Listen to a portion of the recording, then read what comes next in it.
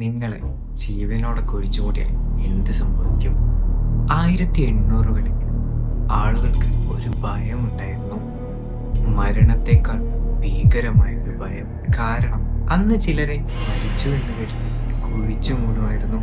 പക്ഷേ ആ മരിച്ച ആൾക്ക് ജീവനുണ്ടെങ്കിലോ, കുഴിച്ചു മൂടിയ ശേഷം ആ ആൾക്ക് ജീവനുണ്ടെന്ന് വിശ്വസിക്കാൻ തുടങ്ങിയ ഒരു താളുകൾ ചില കസിൻസ് തുറന്നപ്പോൾ ചില സ്ക്രാച്ചസ് അത് കണ്ടതായി പറയുന്നു.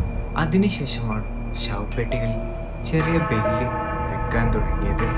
അകത്ത് കിടക്കുന്ന വ്യക്തി ജീവനോടെ ഉണർന്ന് ആ ബെല്ലടിക്കാൻ വേണ്ടി ഒന്ന് ചിന്തിച്ചു നോക്കും.